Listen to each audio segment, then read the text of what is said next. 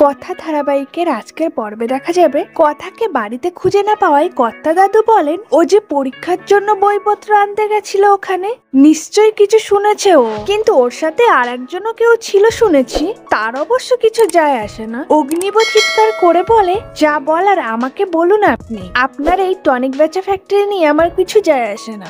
অগ্নিবর উপর প্রচন্ড রেগে যায় অগ্নিবর বাবা। তিমির বলে, এখন তোমরা এইসব নিয়ে শুরু করো না, কথা কোথায় আগে আমাদের এটা জানা দরকার। কর্তা দাদু বলেন, কথা মা যা পরোপকারী মেয়ে, ফ্যাক্টরিতে ঝামেলার কথা শুনে আবার একা একা ছুটে গেল না তো। অগ্নিব অঙ্কিতকে বলে, আমারও তাই মনে হয়। কর্তা দাদু নুপুরকে বলেন, তোমার মাকে বলে দিও আমি কারখানায় যাচ্ছি। কথা মাকে ওখানে একা একা যেতে দেওয়া যায় না। আমি তো জানি কথা মা অরুণ ওর মামার স্বভাব পেয়েছে, অরুণের মৃত্যুটা যে স্বাভাবিক নয় সেটা ও মনে করে, তাই কারখানার ঝামেলা শুনেই দৌড়েছে। সমীর আর তিমিরকে নিয়ে তিনি কারখানার উদ্দেশ্যে বেরিয়ে পড়েন। অগ্নিব অঙ্কিত প্রত্যয়কে বলে, আমাদেরকেও যেতে হবে, চল। নূপুর লেখাকে বলে, এইসব কি হচ্ছে বলো তো দিদি ভাই, আমার না খুব ভয় করছে। লেখা বলে, আমিও তো কিছু বুঝতে পারছি না রে, আমাদের গুহবাড়িতে একের পর এক বিপদ এসে পড়ছে।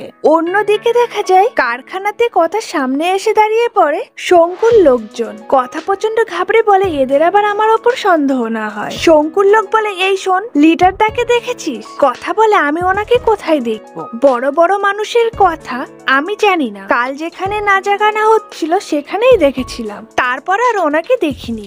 এরপর তারা কথাকে বলে, তোর পতি কোথায়, কাজে আসেনি কেন আজ? কথা বলে, আসলে ওনার শরীরটা খুব খারাপ আজ, তাই সে হাসপাতালে গিয়েছে চিকিৎসার জন্য, ও তাড়াতাড়ি চলে আসবে।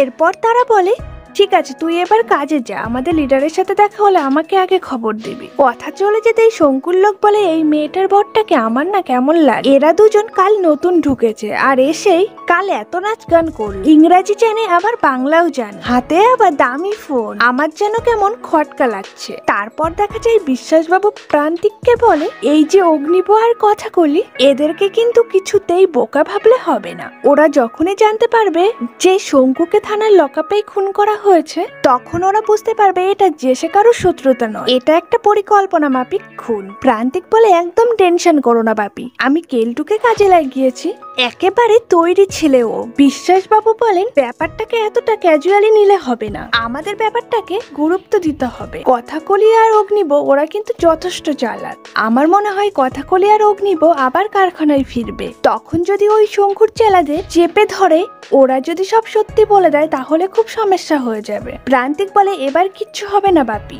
এবার আমরা জিতবো, আমি নিজে চোখে দেখেছি কথা অগ্নিব ছদ্মবেশে সমস্ত শ্রমিকের মধ্যে থেকে শঙ্কুকে তুলে নিয়ে গেছে, কেউ সামান্যতম টেরও পায়নি। বিশ্বাসবাবু বলেন, তুমি শঙ্কুর চেলাদেরকে ফোন করে বলো অগ্নিব কথা ছদ্মবেশে কারখানায় ঢুকেছে, ওরা যেই মুহূর্তেই কারখানায় ওদেরকে দেখতে পাবে আমাকে ফোন করে জানাতে বলো। তারপর দেখা যায় প্রান্তিক ফোন করে শঙ্কুর চেলার কাছে।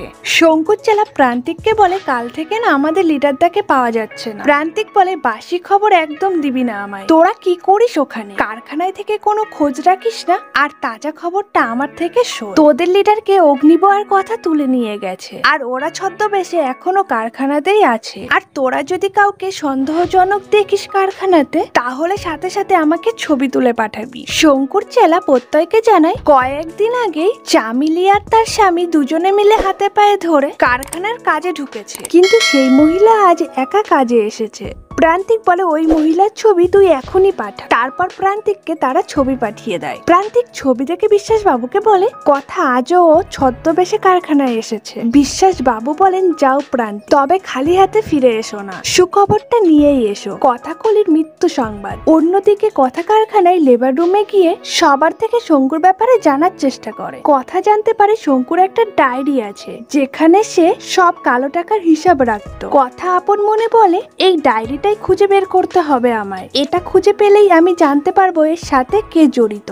এরপর দেখা যায় কথা ডায়েরির খোঁজে ইউনিয়ন রুমে চলে যায়। কথাকে দেখে শঙ্কুর চেলা বলে, দেখেছিস লিডারের কাগজপত্র খুঁজছে, এরা চর সেজেই এসেছে। সেখানে গামছা মুড়ি দিয়ে চলে আসে প্রান্তিক। প্রান্তিক আপন মনে বলে, কথাকলি তোমার গোয়েন্দাগিরি আজ এখানেই শেষ হবে, পুরো ফ্যাক্টরির সাথে তোমাকেও আজ জ্বালিয়ে মারবো। অনেক খোঁজার পর কথা ডায়েরিগুলো খুঁজে পেয়ে যায়। এরই মাঝে প্রান্তিক চারিপাশে চারপাশে কেরোসিন তেল ছড়িয়ে দেয়। প্রান্তিক আপন মনে বলে, কথা তোমার আর অগ্নিকে শেষ দেখা হলো না। প্রান্তিক আগুন লাগিয়ে দিয়ে সেখান থেকে চলে যায়। আগুন দেখে কথা প্রচন্ড ঘাবড়ে যায়। সে আগুন আগুন করে চিৎকার করতে থাকে। আগুন দেখে কারখানার বাইরের লোকজন চিৎকার চেঁচামেচি শুরু করে দেয়। তখনই সেখানে চলে আসে গুহবাড়ির সবাই। কর্তা দাদু বলে, এ কি অনাশিস, কথা মা কি এখানে? তিমির বলে, কথা যদি এসে থাকে, কথাকে তো ভেতরে থাকারই কথা, কি হবে এখন? সবাই প্রচন্ড খুব টেনশনে পড়ে যায়। এরপর সেখানে অগ্নিবও চলে আসে। অগ্নিব বলে, ভেতরে কেউ আছে নাকি? একজন মহিলা বলে, ইউনিয়ন রুমেই আগুনটা লেগেছে, আর সেখানে চামেলিও রয়েছে। বাড়ির সবাই প্রচন্ড ঘাবড়ে যায়। অগ্নিব আগুনের মধ্যে ঝাঁপ দেয় কথাকে বাঁচানোর জন্য। কথা অগ্নিবকে দেখে বলে, আপনি এখানে কেন এসেছেন? আপনি চলে যান। অগ্নিব বলে, কথা তুই চিন্তা করিস না, আমি তোকে না নিয়ে কোথাও যাব না, আমি এসে গেছি। কথা বলে, আপনি যান পাচক মশাই, আমার জন্য আর আপনি বিপদে পড়বেন না, এ আগুন সহজে থামায় না।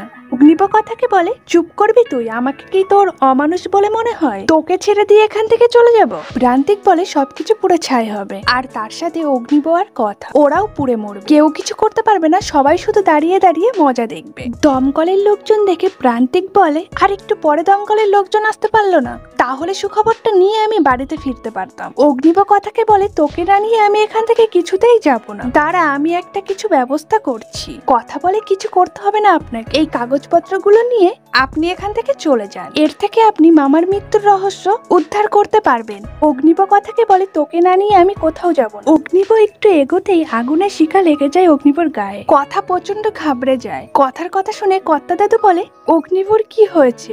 আপনারা দয়া করে আমার নাতি নাত বউকে বাঁচান। অগ্নিব আমাকে দাদান বলে মানে না, তাতে কি হয়েছে? ও তো আমার নাতি, আমার পরিবারের বড় নাতিও।